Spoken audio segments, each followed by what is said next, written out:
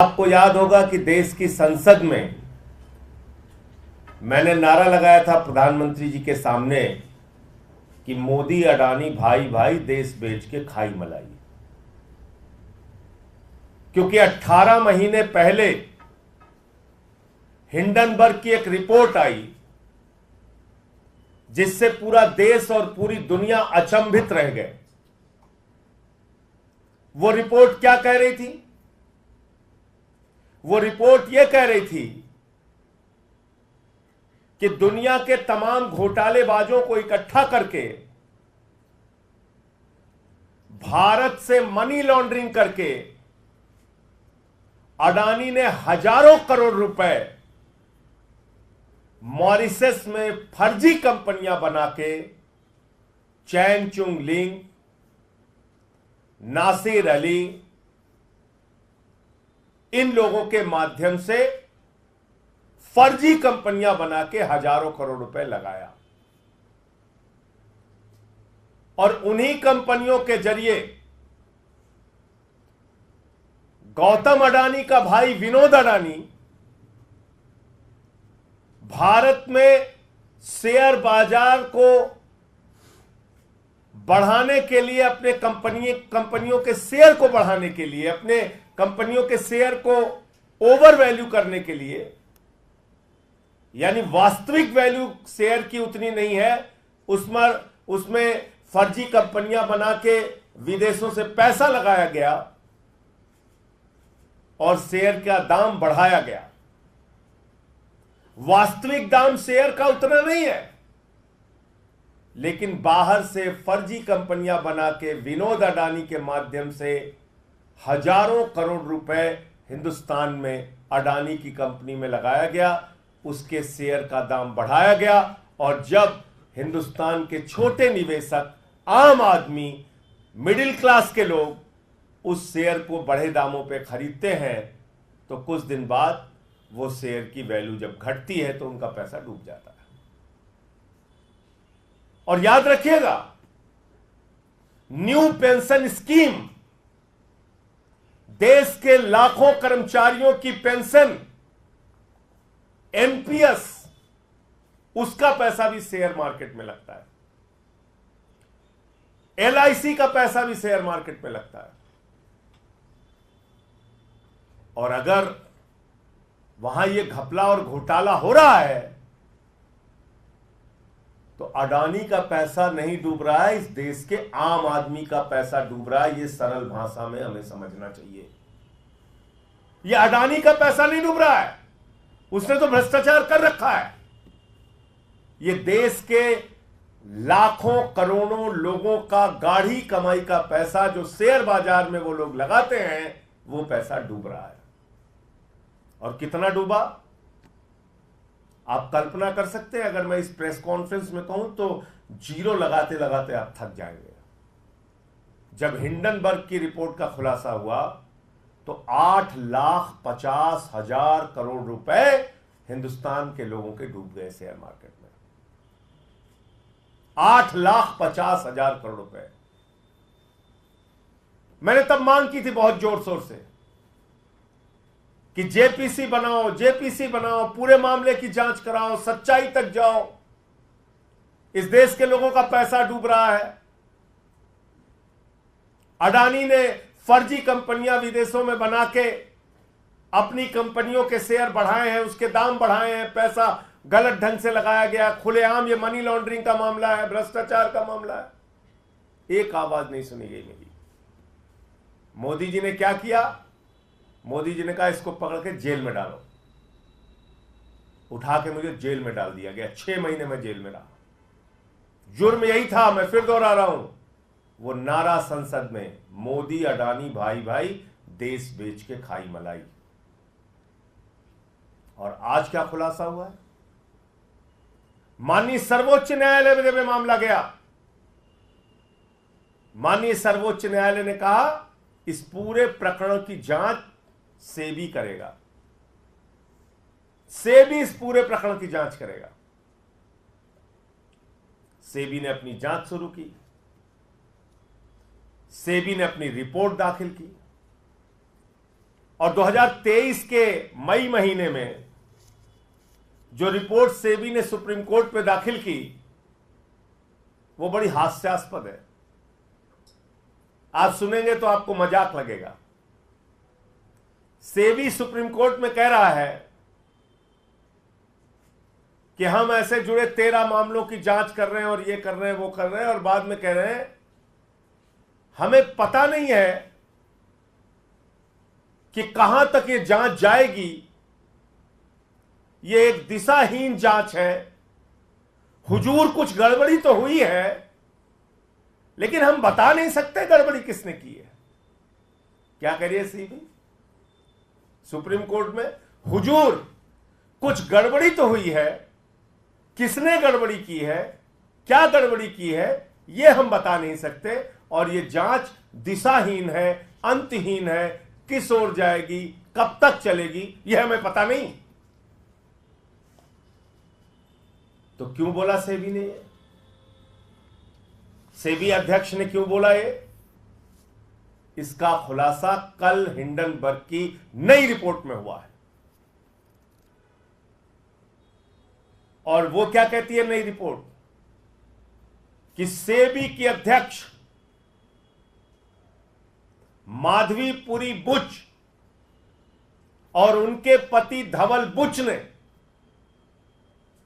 लगभग $10 मिलियन उन्हीं फर्जी कंपनियों में लगाए हैं, उन्हीं फंड्स में लगाए हैं जिसकी इनको जांच करनी थी। यानी जिस भ्रष्टाचार के मामले की जांच सेबी अध्यक्ष को करनी थी, वहीं पर इनका पैसा लगा हुआ है, वहीं पे इनका इन्वेस्टमेंट हुआ है लगभग $10 मिलियन। और ये एक विसिल ब्लोअर के माध्यम से इस बात का खुलासा हुआ। आप मुझे बताइए, जिन कंपनियों के, जिनके भ्रष्टाचार के, जिन मामलों की जांच स्वयं सेबी को करनी थी, अगर सुप्रीम कोर्ट ने कहा कि आप जांच करेंगे इसकी, तो माधवी बुच ने क्यों नहीं बताया कि हुजूर मैं जांच नहीं कर सकती, क्योंकि हमारा मामला, हमारा पैसा तो और हमारे पति का पैसा तो खुद ही इन फंड्स के ऊपर लगा हुआ है, जिसको विनोद अडानी मैनेज करता है,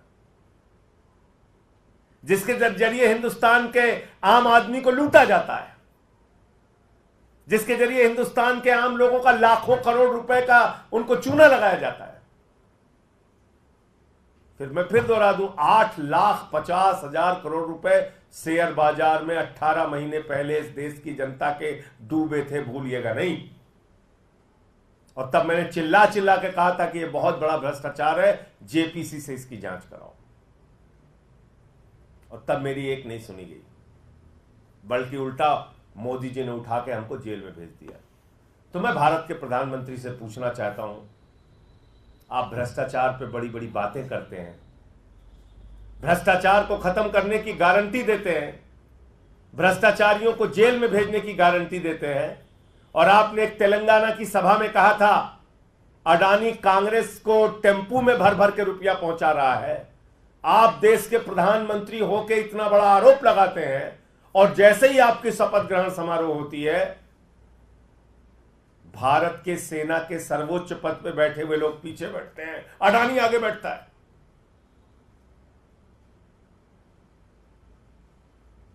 यह आपकी असलियत है प्रधानमंत्री जी।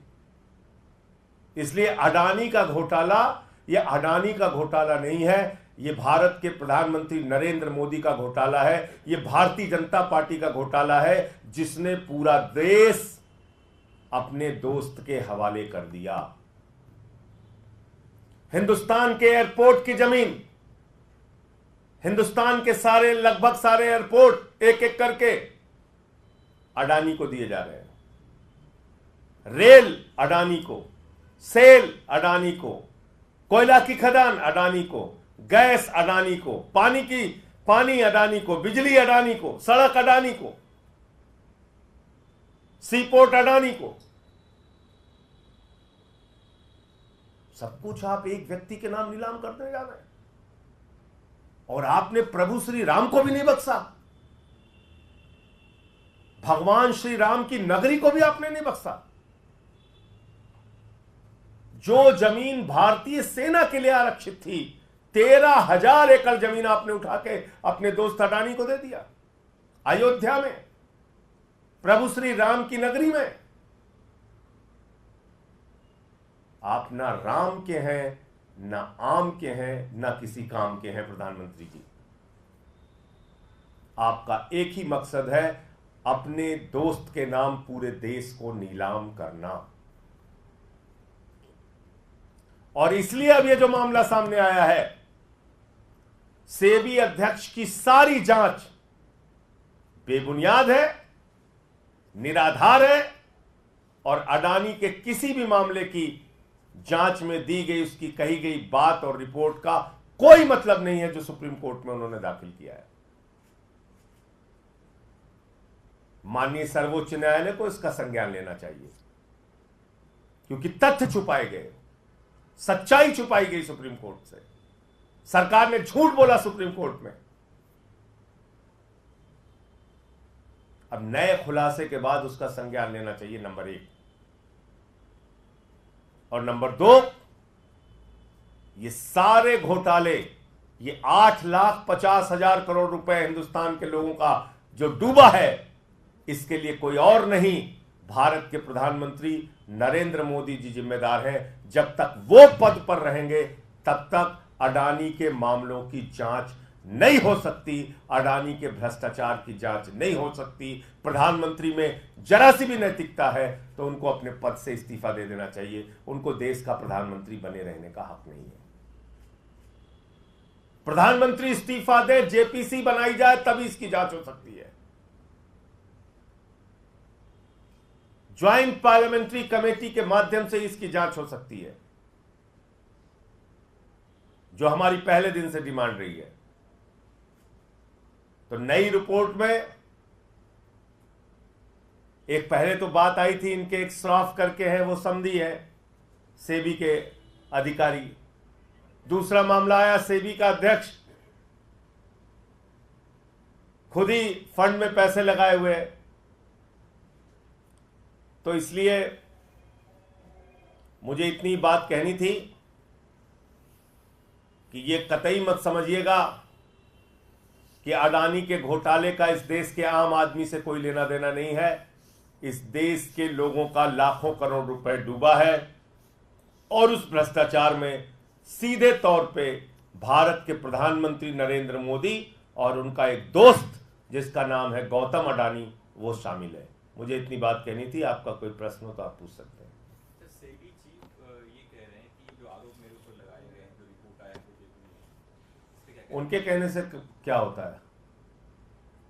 जो सामने आया है सच, वो तो गौतम अडानी भी कह रहा था हमने कुछ नहीं किया। देश के लोगों का 8.5 लाख करोड़ रुपए डूब गया। मॉरिशस में फर्जी सेल कंपनियां बनाई गई। गौतम अडानी ने अडानी कंपनियों के शेयर वैल्यू बढ़ाने के लिए वो शेयर खरीदे, उसमें पैसे लगाए, ओवर वैल्यू हो गई तो आम जो छोटे इन्वेस्टर हैं उन्होंने उसको खरीदा बड़े दामों पे, उनका पैसा डूबा। जब उसकी मार्केट वैल्यू कम हुई तो ये पूरा मामला है। उनके कहने से कुछ नहीं होता, अब पूरी सच्चाई सामने आ चुकी है। सर, एक और मामला है, उपराज्यपाल के कहने पर 3 सरकारी इंजीनियर को निलंबित कर दिया गया है। मुख्यमंत्री के आवास निर्माण से जुड़े हुए थे, इनकी अहम भूमिका थी इस पूरे मामले में। इस पर क्या कहना है सर? देखिए, ऐसा है कि उपराज्यपाल के पास 24 घंटे सिर्फ एक काम पे लगाया गया है, आम आदमी पार्टी के नेताओं को बदनाम करो, आम आदमी पार्टी के खिलाफ कोई न कोई केस बनाओ, झूठी खबरें मीडिया में प्लांट करो, कभी केजरीवाल के स्वास्थ्य से जुड़ी, कभी कुछ बीमारी का मजाक उड़ाओ। इन्हीं सब कामों में उपराज्यपाल महोदय का समय जा रहा है। उनको अपने संवैधानिक दायित्वों का निर्वहन नहीं करना है, इसलिए वो अपना काम कर रहे हैं, हम अपना काम कर रहे हैं।